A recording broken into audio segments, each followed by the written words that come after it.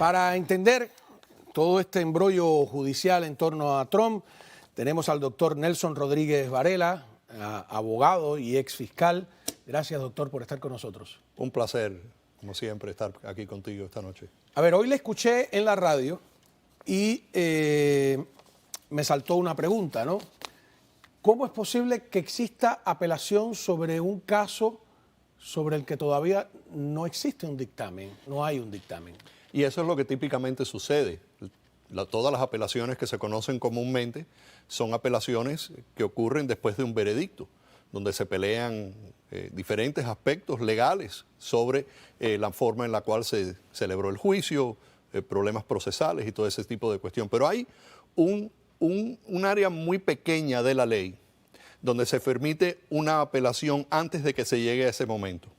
Y particularmente en este caso ocurre porque hay una petición de inmunidad.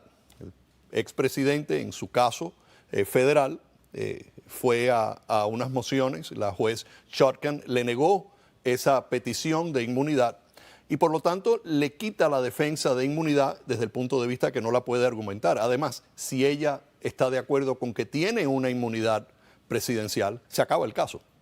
Entonces no tiene que haber un juicio. Entonces cuando eso sucede y te niegan eso, es un punto donde tú le dicen interlocutory appeal. Puedes apelar, en este caso al Distrito de Columbia, para que las Cortes de Apelaciones determine si el fallo de la Corte Inferior es equivocado, porque es extremadamente trascendental para el proceso del juicio, para evitar ese juicio, que eso se determine de una forma apropiada. Además de haberlo sido considerado 3 miembros de un panel de ese circuito, tiene ahora la habilidad de que se presente este caso frente al panel completo para que se tome una determinación y obviamente podría proceder a la Corte Suprema de los Estados Unidos para que se tome una determinación ya en base a la interpretación de varios casos, incluyendo el caso seminal, que es el caso de Nixon contra Fitzgerald, donde ya la Corte se pronunció hace unos años. A ver, lo que yo tengo a través de la noticia de qué ha ocurrido hoy y que me gustaría que usted interpretara es que dice que la Corte Federal de Apelaciones, ¿de dónde es la Corte Federal de Apelaciones? Del Distrito de Columbia. Ajá, o sea, ¿es Washington? D.C. D.C. Porque a veces yo veo que aquí se discute algo dentro de, por ejemplo, en la Florida van al 11º circuito. Ajá. No, esto es ya al máximo nivel en Washington, D.C. Todos los Estados Unidos están divididos en circuitos. Ajá. Y cada circuito responde a una corte de apelación. Y una corte de apelación puede ocuparse de varios distritos federales y por lo tanto hay muchas. En este caso, como el caso es allá, pues lo escucha la Corte del District of Columbia. Si fuera aquí, fuera el 11º circuito. Ok. ¿No? Porque no es por donde vive Trump, sino donde vivía, que era la Casa Blanca en el momento que estaba ocurriendo todo esto. Es donde radica la causa. Donde radica la causa, ¿no? Dice que la Corte Federal de Apelaciones, en este caso del Distrito de Columbia, de Washington, D.C., rechazó hoy la petición de inmunidad presidencial que ha hecho Donald Trump y que dijo, a los propósitos de este caso criminal, el expresidente Donald Trump se ha convertido en el ciudadano Donald Trump con las mismas defensas de cualquier acusado, dice el fallo de los 3 jueces. Y aquí es donde yo me enredo. O sea, si están discutiendo algo que sucedió cuando él era presidente, ¿por qué ahora dicen que ya no es presidente? Claro, la piedra angular de esa decisión es el caso que mencioné anteriormente de Nixon contra Fitzgerald. Okay, Fitzgerald. Y el hecho de que existe, y el caso de que existe una inmunidad presidencial, cuando tú eres el presidente de los Estados Unidos, tienes una oficina constitucional donde tú como presidente de los Estados Unidos eres prácticamente el ejecutivo de los Estados Unidos.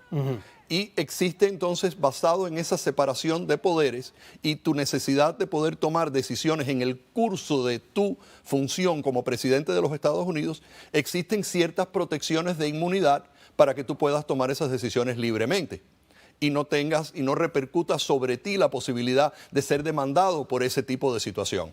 Pero hay una diferencia en este caso donde se hablan de una inmunidad civil donde no puede ser demandado y una inmunidad absoluta donde no puede ser procesado por nada, incluyendo un caso criminal.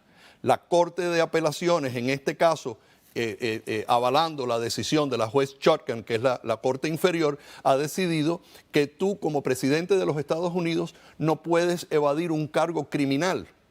No existe un absoluto en tu habilidad de poder reclamar ese tipo de inmunidad en lo que se refiere a un caso criminal. Y si nos transportamos entonces a la decisión de Nixon contra Fitzgerald, es un caso donde hubo una demanda civil contra Nixon y otras personas además también. En el ámbito de ese caso civil, la Corte se pronuncia de que tú tienes una inmunidad presidencial y por lo tanto no estás sujeto a ese tipo de acción. Pero la Corte para en términos de hablar acerca de una determinación absoluta de privilegio presidencial en lo que se refiere, por ejemplo, a un caso criminal. Y la Corte de Apelaciones de D.C., en su intercambio con el abogado, ofrece el ejemplo en el cual se basaron. El presidente, como comandante en jefe de las Fuerzas Armadas de los Estados Unidos, ordena al equipo SEAL 6 a que elimine a un contrincante que tenga o un opositor político. Entonces, en ese caso se está excediendo criminalmente a su función como presidente, como ejecutivo y miembro de esa parte ejecutiva de la separación de poderes. Y hasta ahí es donde se ha llegado. Nunca la Corte Suprema de los Estados Unidos ha tenido que evaluar un caso como este, como ninguna corte ha tenido que evaluar un caso como este. Y por lo tanto yo considero que en la medida en que este caso vaya progresando, las posibilidades son altas de que eso se vaya a determinar en el nivel más alto de jurisprudencia norteamericana, que es la Corte Suprema de los Estados Unidos. Ahí es donde se van a pronunciar finalmente sobre esto. A ver, yo quiero aprovechar su presencia para entender un poco el sistema judicial norteamericano. Gran parte de nuestro público ha funcionado en el sistema napoleónico, ¿no?, que es distinto al que vivimos acá. Ahora, lo que tiene que hacer Trump y su equipo